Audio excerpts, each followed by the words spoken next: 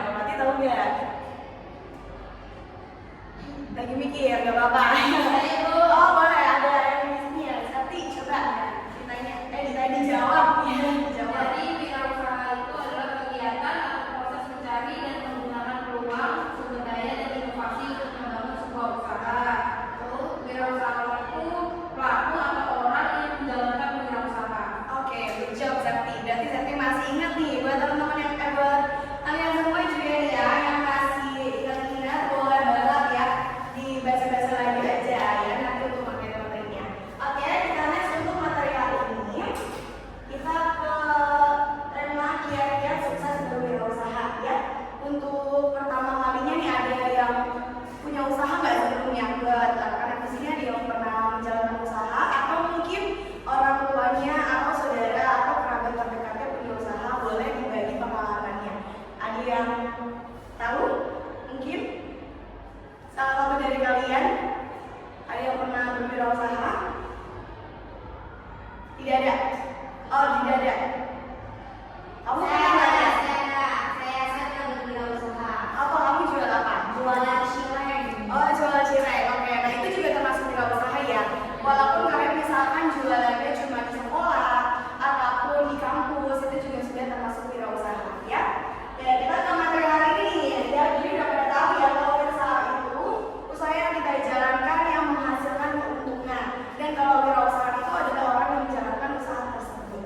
Oke, kita dari yang materi pertama ini ada pengertian apa itu wirausaha ya, yang sudah saya dijelaskan kalau wirausaha itu adalah proses menjelaskan, mengelola dan mengembangkan suatu usaha juga. Nah, usaha yang dijalankan itu harus mendapatkan keuntungan dan manfaat bagi masyarakat sekitar. Gitu. Jadi jangan cuma usaha tapi tidak mendapatkan keuntungan, itu namanya bukan usaha, malah kalian rugi. Oke, seperti itu ya. Kita lanjut lagi. Nah, di sini ada pertanyaan nih, mengapa sih harus menjadi wirausahawan? Menurut kalian ya, kenapa sih kalian harus menjadi wirausahawan? Apa saja sih keuntungan menjadi wirausahawan? Ada yang tahu? Kalau ada yang tahu boleh ajukan tangannya. Kalau tidak ada yang ajukan tangan, ditunjuk aja. Oke, boleh. Ya, Lucy, apa jawabannya? Keuntungannya kayak membuka usaha itu kayak misalnya kita tuh jadi punya ide-ide gitu. Ya, ide kreatif. Kita melakukan usaha apa aja nih. Terus juga kita bisa membuka lapangan pekerjaan untuk orang-orang di luar sana. Terus juga bisa mendirikan secara ekonomi. Maksudnya kayak ekonomi kita tuh bisa stabil karena kita menjalankan usaha. Betul, karena dari keuntungan tersebut ya. Nah, betul banget ya buat teman-teman semuanya. Kalau kalian punya usaha itu pasti bakal dapat keuntungan dan usaha tersebut bakal bermanfaat banget ya dari segi ekonomi, bahkan orang-orang sekitar juga bisa dapat dampak positifnya dari usaha kita. Contohnya kita bisa membuka lapangan pekerjaan seperti itu. Oke, kita lanjut lagi. Di sini ada tantangan berwirausaha. Yang pertama ada modal yang terbatas. Jadi yang perlu kita tahu anak-anak, kalau kita menjalankan suatu usaha, kita harus memiliki modal ya. Dan modalnya itu tidak selalu kecil. Jadi kita lihat dulu nih usaha yang kita jalankan itu seperti apa. Dan persiapan modalnya itu kira-kira berapa. Jangan sampai modal kalian itu terbatas. Karena kita nggak pernah tahu ke depannya usaha kita itu bakal butuh modal terus atau tidak. Jadi pastikan di dalam tantangan ini modal kalian itu cukup gitu ya. Yang kedua ada persaingan pasar. Kalau dalam persaingan pasar udah pasti ya namanya usaha pasti kita memiliki persaingan ya. Contohnya kalau misalkan Sakti jualan baju, nah nanti Sinta juga jualan baju, itu bisa jadi suatu persaingan. Apalagi kalau misalkan baju yang dijual itu sama. Contohnya kalau misalkan lagi ada baju yang trending di TikTok gitu kan ya, Sakti jual, Sinta juga jual. Nah kalian bisa jadi persaingan pasarnya kayak gitu. Jadi kalau menurut Ibu ya, gimana caranya sih Bu biar persaingan pasar ini kita bisa dapat keuntungan gitu ya, kita tidak rugi ya. Kalian bisa ciptakan ide-ide kreatif kalian, entah itu kalian adakan diskon atau mungkin kalian juga bisa kasih kayak contohnya buy one get one atau potongan harga kayak gitu sih ya. Coba coba oke. Kita lanjut lagi ke nomor 3. Ada kurangnya pengalaman ya. Namanya kita berwirausaha karena kita harus juga memiliki pengalaman yang cukup ya.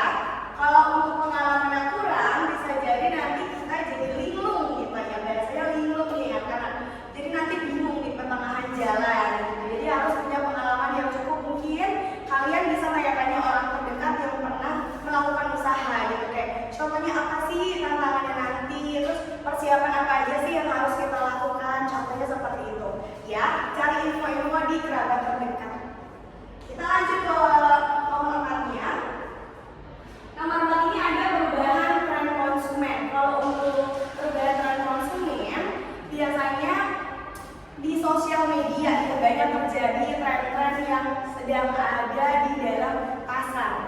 Ya, contohnya dari mungkin fashionnya anak-anak mungkin banyak juga nih yang tahu mungkin sekarang lagi model fashionnya seperti apa. Apakah kemeja, apakah blus, ataukah batik seperti itu. Jadi kita sebagai wirausahawan harus melihat nih tren apa sih yang sedang besar gitu di sosial media. Jadi kita bisa memanfaatkan tren tersebut supaya dapat keuntungan. Itu ya. Kita lanjut lagi. Nah, di sini ada kiat-kiat sukses berwirausaha. Yang pertama kita harus memiliki visi dan tujuan yang jelas ya. Buat anak-anak yang mau berwirausaha, kalian juga harus memiliki visi dan tujuannya. Supaya apa? Supaya usaha yang kalian tuju itu dapat keuntungan. Semua orang pasti kalau berwirausaha pengen dapat keuntungan kan. Nah, itulah tujuan kalian membangun visi dan tujuannya. Yang kedua, di sini ada konsisten dan pantang menyerah. Jadi sebagai wirausaha yang baik ya, kalian harus konsisten. Jadi usaha yang kalian sedang jalankan, kalian benar-benar konsistenkan. Kalian fokus gitu ke satu usaha. Kalian lihat dari tren pasarnya atau mungkin kalian dari segi modelnya itu kalian perhatikan. Oke, yang ketiga ada mampu membaca peluang pasar. Nah ini balik lagi ke yang tadi ya. Kita harus tahu nih di pasar itu trennya lagi banyak yang beli itu apa. Nah kita lihat nih di peluang pasarnya ya seperti itu. Kayak misalkan nih kayaknya di tempat ini ramai deh. Misalkan di pasar malam ya. Misalkan sampai nih jual baju, misalkan yang jual baju mau usaha gitu kan. Tapi masih bingung tempatnya di mana gitu kan. Nah nanti Santi coba cari-cari tempat. Misalkan nih ada di pasar malam di daerah sini gitu kan. Nanti Santi pilih daerah situ buat Santi berusaha di sana. Karena dia melihat peluangnya di sana banyak anak-anak remaja. Karena Santi jualan fashion anak-anak remaja gitu ya. Kita lanjut ke nomor 4-nya. Di nomor 4-nya ada menguasai strategi pemasarannya. Buat ke anak-anak semua, kalau kita melakukan usaha, kita harus punya strategi. Ada step-stepnya, ada triknya. Ya, jadi kalian harus benar-benar susun strateginya dari awal kalian membentuk usaha tersebut sampai kalian mendapat masalah di usaha tersebut dan kalian gimana cara menyelesaikannya, gitu ya. Kita lanjut lagi.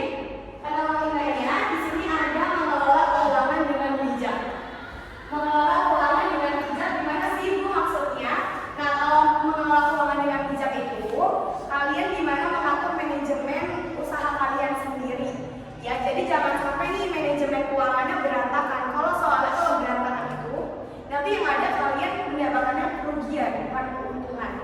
Gitu ya. Oke, di sini ada contoh-contoh tokoh wirausaha yang sukses. Di sini ada contohnya itu di yang terkenal ya. Yang terkenal ada si William Tanuwijaya. Dia adalah pembangun Tokopedia. Kalian tahu kan pasti Tokopedia? Tahu nggak? Tahu. Nah, pasti tahu kan? Tokopedia itu dibangun oleh William dari online shop kecil, dari aplikasi kecil sampai sekarang dia sudah menjadi aplikasi yang besar. Ya, seperti itu ya boleh dicontoh aja nih dari tokoh-tokoh tersebut. Nah, oke, kami udah kesimpulan. Nanti dulu ya kesimpulannya. Kita main game dulu aja karena materinya sudah ibu sampaikan semuanya. Kita main game tapi sambil belajar. Oke, jadi untuk model pembelajaran hari ini, ibu mau menggunakan model pembelajaran role playing yang dimana kalian nantinya bakal ibu bagi menjadi 2 kelompok. Satu kelompok terdiri dari 3 orang. Nah, pas banget yang udah sebaris aja ya, nggak usah pilih sendiri ya, udah sebaris kayak gini aja. Nah, itu tugasnya apa Bu? Tugasnya itu kamu membuat studi kasus, membuat atau mencari boleh, mencari juga boleh. Kalian boleh dari internet atau mungkin kalian dari link gitu juga boleh banget ya. Nanti cari di internet studi kasusnya tentang wirausaha. Nah nanti kalian dari studi kasus tersebut bikin percakapan. Jadi dari 3 orang ini, misalkan, ibu kasih contoh. Misalkan Sinta jadi penjual. Nah nanti Sania jadi karyawannya. Nanti buat Maria jadi pembeli gitu. Contohnya seperti itu. Semuanya harus berbagian ya. Semuanya harus ada percakapannya, harus ikut dalam dialog tersebut gitu ya. Jadi ini kelompok 1, ini kelompok 2. Kalian boleh diskusi dulu, cari studi kasusnya, dibuat buat teks dialognya. Nanti kalau sudah siap, kelompok 1 dan 2 akan maju. Seperti itu ya. Sudah mengerti belum? Mengerti. Oke, tunggu ya. Nanti kalau sudah siap boleh bilang aja gitu. Oke? Boleh kelompok dulu aja ya, boleh diskusi dulu aja.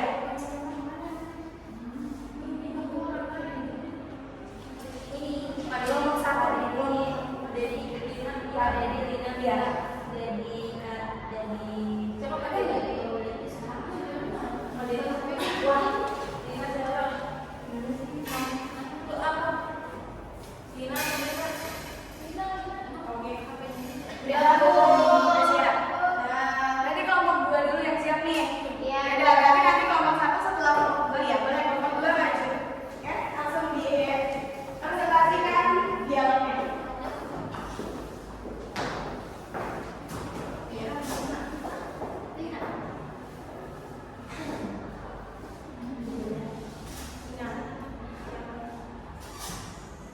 Judulnya menghadapi keluhan pelanggan, di mana ujiannya ada ujian mental dan strategi berusaha.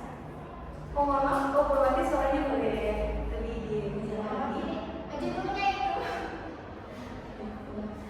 Judulnya itu menghadapi keluhan pelanggan, ujian mental dan strategi wirausaha. Di sini tokohnya ada 3.